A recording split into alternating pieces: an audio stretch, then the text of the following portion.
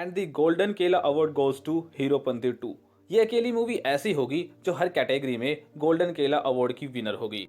मैं गलत था, मैं एकदम गलत था। मैंने सोचा था कि 20 से बकवास शायद ही कुछ होगा, लेकिन गलती मेरी ही है जो मैं the great disaster king tiger Shroff को भूल गया।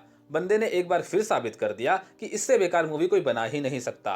मतलब ये अकेला ऐसा बंदा है जो जिस मूवी में आ जाए उसका बेड़ा गर्क कर दे। इसका हाथ एक्टिंग में वैसे ही तंग है। ये हमेशा खुद को एक्शन हीरो के नाम पर बेचता आया है और उसमें भी इसने हक दिया। मतलब क्या कबाड़ था ये। मुझे अभी तक समझ नहीं आ रहा कि मैंने ये देख क्या लिया। दिमाग ने काम करना ही बंद कर दिया यार। आरसीबी रिकॉर्ड बनाती है हर आईपीएल में वर्स्ट स्कोर बनाने का, और टाइगर श्रॉफ रिकॉर्ड बनाता है हर साल वर्स्ट मूवी बनाने का। अगर आप सोचने बैठो कि कोई मूवी कितनी खराब हो सकती है तो टाइगर श्रॉफ की मूवीज उठा लो, एक से एक गंद। लेकिन कुछ भी हो, अगले की हिम्मत की दाद देनी होगी। बंदा कंसिस्टेंसी के साथ लगा रहता है एक से एक घटिया मूवीज बनाने में। ये हक इससे कोई नहीं छीन सकता। इस मामले में इसकी कोई बराबरी कर ही नहीं सकता। और सबसे ज्यादा हैरानी की बात मुझे इस बात पर है कि नवाज भाई की ऐसी क्या मजबूरी आ गई थी जो हीरोपंती 2 जैसी कबाड़ मूवी में काम करने की उन्होंने ठानी। मतलब यार, क्यों अपने ओहदे को इतना नीचे गिराना। मूवी में एक ढंग की चीज नहीं है, एक भी नहीं। मतलब ये इतनी ज्यादा बकवास है कि नवाज और तारा को देखने का भी मन नहीं करता। ये उन दोनों को भी खा गई। लॉजिक किस चिड़िया का नाम है इन्हें पता ही नहीं। मतलब यार, जनता को एकदम पागल समझा हुआ है इन्होंने। जो जी में आए कर रहे हैं, जो जी में आए दिखा रहे हैं। हद ही कर दी यार। कोई सेंस ही नहीं है मूवी में। ना स्टोरी लाइन, ना ह्यूमर, ना थ्रिल, ना डायरेक्शन और ना ही एक्शन। और मूवी की सबसे बेकार चीज, इसके डायलॉग्स। कौन महापुरुष है भाई जिसने मूवी की स्टोरी और डायलॉग्स लिखे हैं? कौन देवता है वो? यार, कोई नौसिखिया भी तुमसे अच्छी कहानी लिख डाले।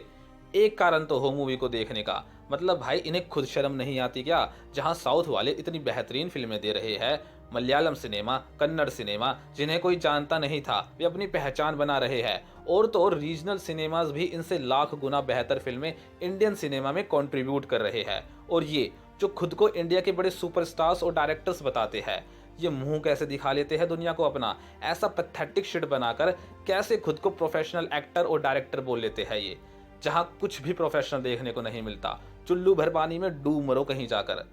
आप लोगों के लिए क्या क्या करना पड़ रहा है मुझे। भाई साहब, बीस्ट को देखकर तो नींद उड़ गई थी, लेकिन इसे देखकर तो मेरा मन कर रहा था कि अपनी आंखें ही फोड़ लूं। ऐसा गंद देखने से अच्छा है कि अंधे हो जाओ।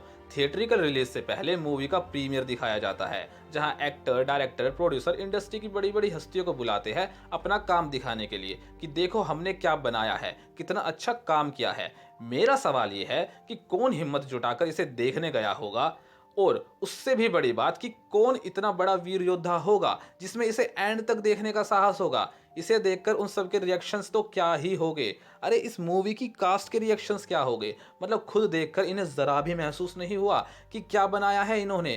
किस मुंह से तो प्रमोशंस करी होगी इन्होंने मूवी की। जरा आप खुद सोच कर देखिए कि टाइगर श्रॉफ ने अपने फादर जैकी श्रॉफ को इनवाइट किया कि पापा मेरी मूवी का प्रीमियर देखने आना। इसने कैसे तो अपने बाप को ये कबाड़ देखने बुलाया होगा, और कैसे इसके बाप ने इस कबाड़ खाने को देखा होगा। भाई साहब, बाप बेटों की हिम्मत है। ऐसी टट्टी पिक्चर के लिए प्रमोशंस पर पैसा लगाने का कॉन्फिडेंस कहां से आता है इन लोगों में? किस मुंह से तो ये इंडस्ट्री के जाने माने एक्टर्स और डायरेक्टर्स के सामने खड़े हो जाते होंगे। मतलब मेरी तो समझ से परे है ये सब। जरा खुद भी सोचो कि तुम कर क्या रहे हो। तुम जैसे एक्टर्स और डायरेक्टर्स इंडियन सिनेमा का नाम खराब कर रहे हैं। हर इंडस्ट्री ग्रो कर रही है सिवाय बॉलीवुड इंडस्ट्री के। ये आउट ऑफ द बॉक्स कुछ करना ही नहीं चाहते।